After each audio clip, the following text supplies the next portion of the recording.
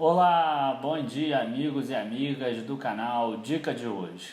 No vídeo de hoje eu vou aproveitar para responder um e-mail aqui que chegou do Fernando, que ele foi um novo membro Gold aí, ele assinou, ele viu lá a carteira Dica de Hoje, ele viu os vídeos que saem de análise de empresas, mas ele achou estranho ter uma área ali de Position Trade. Ele pensou assim, poxa vida, se é um produto fundamentalista, como é que pode ter Position Trade?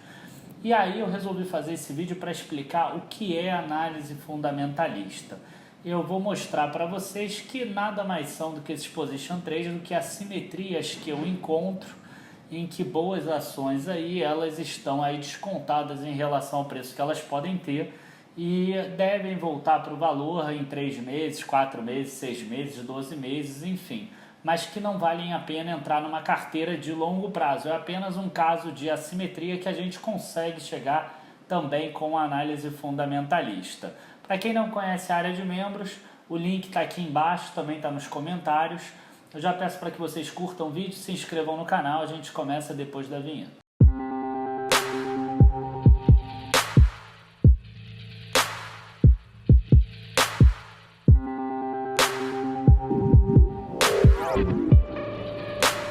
Para a gente começar a falar de análise fundamentalista, é importante a gente entender a definição dela. Então a gente tem aqui a definição. Análise fundamentalista busca basicamente avaliar a saúde financeira das empresas, projetar seus resultados futuros e determinar o preço justo para as suas ações. Então a gente percebe aí que tem 3 partes diferentes dentro da análise fundamentalista. O primeiro ponto que a gente vai falar agora é avaliar a saúde financeira das empresas, como está aparecendo aqui do lado. Nesse ponto específico, a gente olha muito mais o passado da empresa e o presente da empresa do que propriamente dito o futuro da empresa ou a economia do país. Então, nesse ponto, a gente vai olhar os indicadores da empresa, a gente vai ver a margem bruta, a margem operacional, a margem líquida da empresa, a gente vai ver se os lucros estão crescendo ao longo do tempo, se a empresa tem lucro ou se ela tem prejuízo, a gente vai ver o aumento da receita da empresa, a gente vai ver se a empresa tem participação de mercado ou não, a gente vai ver aí diversos fatores que tenham a ver com a empresa, como ela foi e como ela é. Além de, claro, os indicadores de endividamento, quanto do resultado operacional está sendo usado para pagar terceiros, quanto para ser pagos para o acionista. A gente vê que tem muitas pessoas aí que tentam entender a análise de empresas e fazem apenas essa parte de análise, é uma análise de indicadores. Aí o que acontece? Você fica com uma visão míope, você fica com uma análise apenas de uma parte da análise fundamentalista. E aí quando a gente pega as outras 2 partes aí, a segunda, projetar seus resultados futuros, visa aí exclusivamente a gente entender que a empresa hoje é de um jeito e no futuro ela pode ser do outro. Quanto essa empresa deve crescer para frente? E aí é importante a gente mostrar que existe uma boa dose de subjetividade nessa parte, porque se eu estiver analisando a Vale do Rio Doce e um outro amigo analista estiver analisando a Vale do Rio Doce, eu acho que o preço do minério de ferro no fim do ano vai ser $100 e ele acha que vai ser $50, o meu preço justo depois no final vai ser muito maior do que o desse meu colega, porque eu estou projetando aí $100, ele está projetando $50 e o minério é exatamente a maior fonte de receita da Vale do Rio Doce. Então, na hora que a gente projeta os resultados futuros, é importante a gente ver quais foram as premissas também que foram utilizadas. Quando a gente vê um relatório dizendo que o preço justo da ação é R$20 e hoje ela está 12, você tem que ver quais foram as premissas usadas pelo analista e ver se você concorda com elas e não apenas olhar ali aquele valor justo. E, finalmente, determinar o preço justo para as suas ações. Nessa parte, nesse terceiro item, eu acho que o mais importante aí é a gente ver a pitada de macroeconomia que existe. Porque para você determinar o preço justo das ações, você pega todo o fluxo de caixa que você estimou no item anterior, na hora que você projetou os resultados futuros, e você traz a valor presente.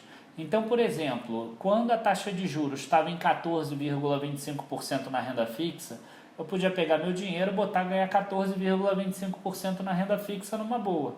Eu não precisava correr o risco da renda variável. Se eu quisesse correr o risco da renda variável, eu iria precisar ganhar, por exemplo, 20% ao ano, 21%, 22% ao ano, para valer a pena eu correr esse risco, ao invés de eu botar 14,25% na renda fixa. Quando a taxa cai para 7% da renda fixa, talvez um ganho de 11% ou 12% na renda variável já seja suficiente. Aí você imagina eu tirar 10% de cada um dos fluxos futuros. É exatamente essa alta que a gente vê hoje na Bolsa.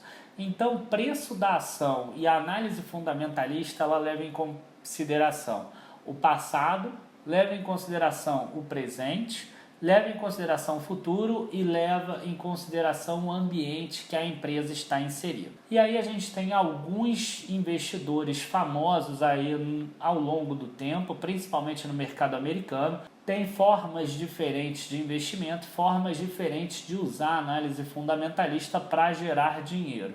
Então a gente tem, por exemplo, a forma mais tradicional e a que eu considero mais segura é exatamente o Value Investing, que é a que tem a maior disseminação aí no mercado brasileiro. A maior parte dos vídeos vão falar de Benjamin Graham ou de Warren Buffett, ou ainda de Seth Klarman ou até do Luiz Barsi. Quando a gente fala de Value Investing, o Value Investing, resumidamente, ele nada mais é do que aquela forma de investimento que você entende que cada empresa tem o seu valor. E esse valor, às vezes, nada tem a ver com o preço da ação. Então você sabe que às vezes uma empresa tem um valor intrínseco, por exemplo, de 20, mas o preço dela está 10. Então quer dizer, vale a pena você comprar, que uma hora o mercado vai perceber que vale a pena entrar nessa empresa.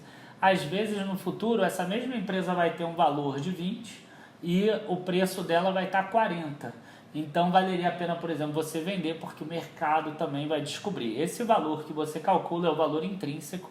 Existem várias fórmulas para isso. Uma delas está mostrada lá na área de membros, é exatamente a fórmula que a gente calcula aí a carteira de Graham, que está lá, que inclusive aí está batendo o Ibovespa no dobro, desde que a gente começou aí em julho do ano passado. Mas existem outros investidores aí. Aí existe, por exemplo, o Philip Fisher, que é um adepto do Growth Investing. Enquanto no Value Investing você tem um preço sobre lucro alto, seria um problema, no Growth Investing, às vezes o preço sobre lucro alto só mostra que aquela é uma empresa que pode ter crescimento de lucros muito altos. Então, às vezes, o preço sobre lucro alto ele está mostrando que existe uma barganha, seria exatamente o oposto. Ou seja, para o Philip Fisher, o que importa é exatamente o crescimento dos lucros, o crescimento dos fundamentos.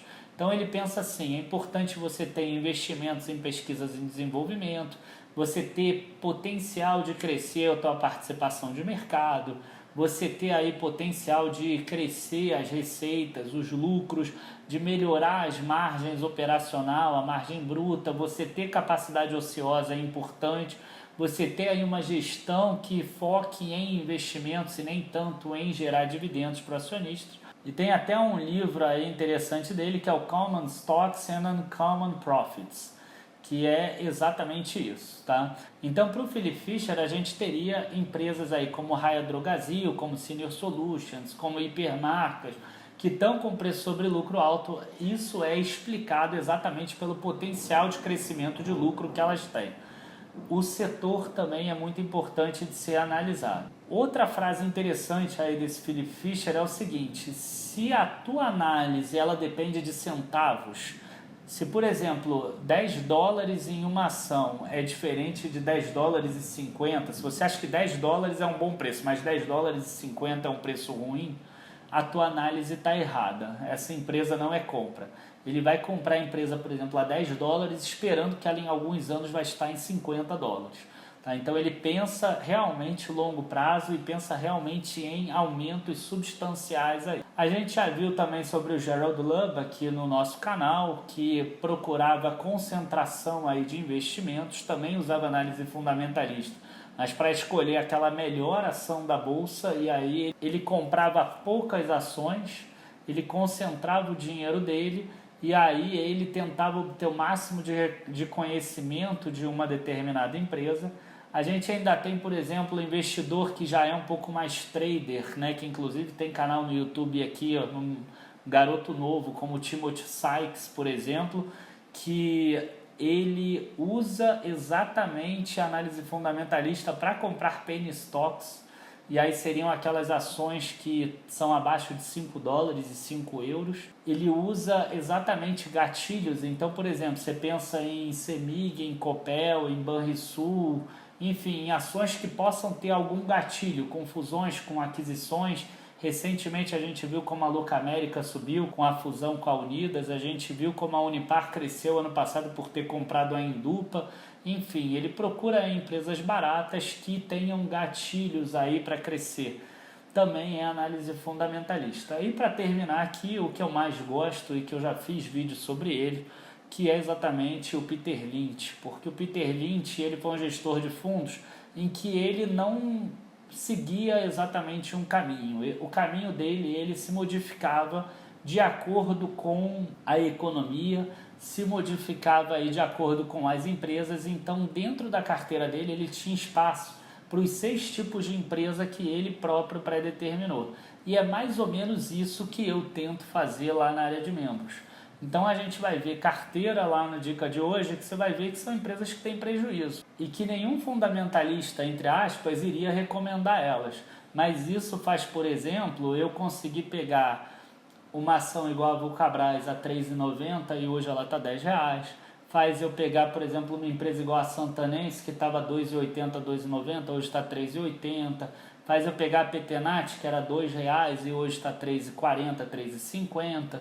Enfim, existe aí toda uma estratégia, inclusive, de pegar empresas que estejam em recuperação, em reestruturação, empresas que passaram um bom tempo no prejuízo para virarem para lucro. Tudo isso é análise fundamentalista. Por quê? Porque eu estou avaliando a saúde financeira da empresa, estou projetando resultados futuros e estou chegando a valores distantes do preço atual da ação, como sendo o preço justo delas. Então, gente, eu espero que eu tenha conseguido responder aí ao Fernando essa dúvida dele, que era bem pertinente. Vai continuar tendo lá os calls de position trade quando eu acho que uma empresa tem uma assimetria, e aí a gente pode citar um pouco também o Taleb, que fala inclusive em buscar assimetrias, e outros que falam em investir centavos para ganhar dólares e não investir dólares para ganhar centavos. Então, alguns dos calls eu não estou interessado em comprar a 20 para vender a 22. Eu estou interessado, por exemplo, em comprar a 2 para vender a 10, a 12, a 15, esperando um crescimento futuro. E por isso aí a gente tem algumas ações lá que tem aí o fundamento do Value Investing, mas a gente também tem ações aí que estão em reestruturação, empresas que estejam talvez com prejuízo, sempre com o risco devidamente colocado lá para que a pessoa entenda que essas empresas não podem ser um percentual tão grande da carteira delas, até porque elas geram um risco maior. Muito obrigado aí a todos. Não se esqueçam de entrar lá no site www.dicadehoje7.com. Eu coloquei aí 2 artigos sobre fundos imobiliários que estão muito interessantes de se ler. Entrem na área de membros. As 5 carteiras novas começaram agora, exatamente no dia de hoje. Então as carteiras estão fresquinhas também. Muito obrigado a todos, abraços, bons investimentos. Tchau, tchau.